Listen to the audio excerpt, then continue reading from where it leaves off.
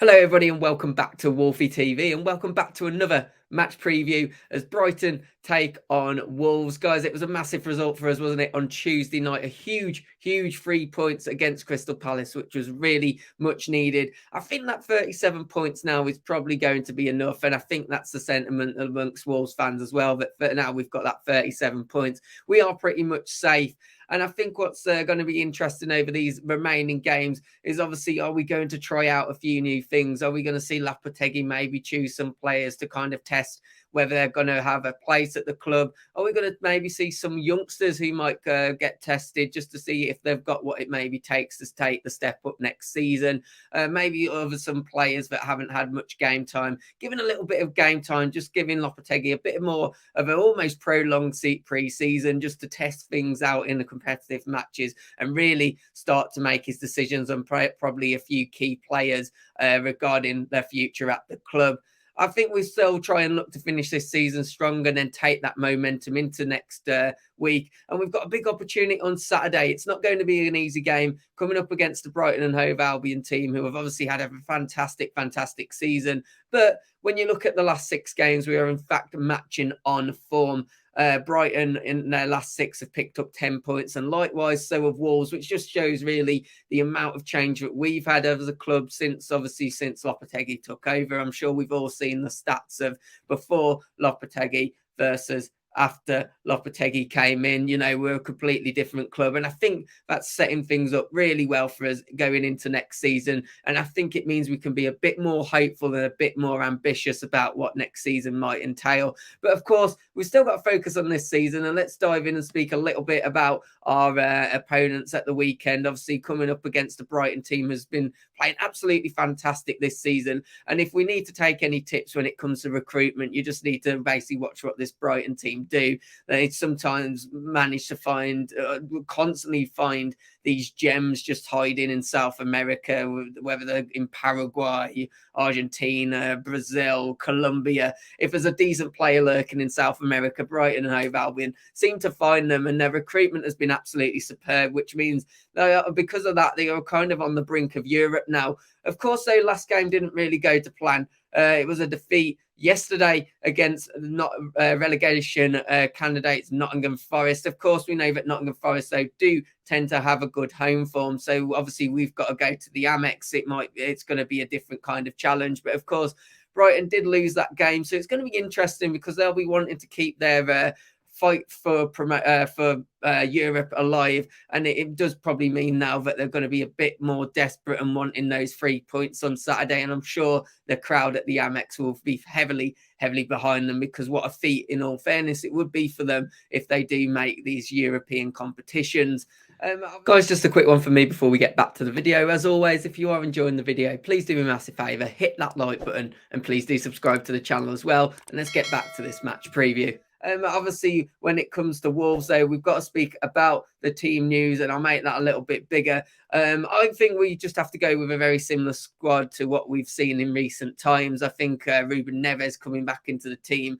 I felt a little bit sorry for João Gomez, but then the performance that Neves put on Tuesday night showed why this guy is just undroppable, isn't he? At the end of the day, you know, you can't really get rid of Ruben Neves. I expect, obviously, Bueno got some game time. I think Totti will come back in on that left-hand side, and I think we'll also see Sarabia start. It was a bit weird that he got no game time at all, in fact, on Tuesday, but I think he's been quite good when he's come into the starting lineup, and I think he's starting to settle a little bit more into English football as well. So I feel, unless Lopetegui starts testing things, which I have mentioned he could do, I feel this is the starting lineup that does make sense, and it's probably the one that is our strongest 11 at the moment. He'll probably carry on going with for the rest of the season, unless he obviously tries some things out. There is, of course, though, a few questions around substitute appearances. And, of course, I wanted to start off with this guy, Pedro Neto. It looked a bit more positive when he came on, and apparently he's been linked with a move to Arsenal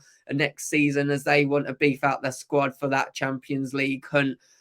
bit of a weird one considering he hasn't really played much game time. He's had a lot of injuries. But one thing I would say, when he did come on for as against Crystal Palace, I thought he looked a little sharper. I think, he's maybe starting to edge back to him old self, and I'd like to see him given a bit of a chance. So that's maybe a little bit of a wild card of someone I would throw out to start, or at least be one of the first substitutions on the pitch. I'd like to see him get a little bit more game time, finish the end of the season strongly, and then after that, obviously, hopefully he comes back next season ready to play for us and get him back to his former self after what's been a really couple of bad years of injuries. The next player that I wanted to speak about is this man on screen, João Gomez. I did mention I felt really sorry for him, but like he's sort of been dropped. But Neves has to start, doesn't he, at the end of the day? I think Gomez has got a massive future at Wolves, and it does make me feel really comforted that if we do ultimately lose Neves, I think having a midfield two of Gomez and Lamina, a very young João Gomez, I think the future is looking bright either way. And in all honesty, I think he's a really good substitute to bring on. He brings that intensity. He brings that. He's going to be covering all the space. And when a team like, such as Brighton at the weekend might be starting to get a bit tired, you don't really want this man coming on the pitch giving the energy that he does. So I think he's a brilliant substitution to make. And the last thing we've got to maybe cover is about Diego Costa. Of course, this man has played quite a lot of minutes over the last two games, and obviously with back-to-back games, you've got to wonder, maybe is he going to get a little bit tired on Saturday when we get towards that second half? So it might mean that this man gets a bit more game time, Hwang Hee-chan. He does look like potentially the first substitute that will be made, in my opinion, with Diego Costa probably getting a little bit tired. We've seen that he'll probably opt to go with Hwang Hee-chan as the option to either play in as the striker position, or for Cunha to drop into that striker position and for Hwang to ultimately take up the position where Cunha was.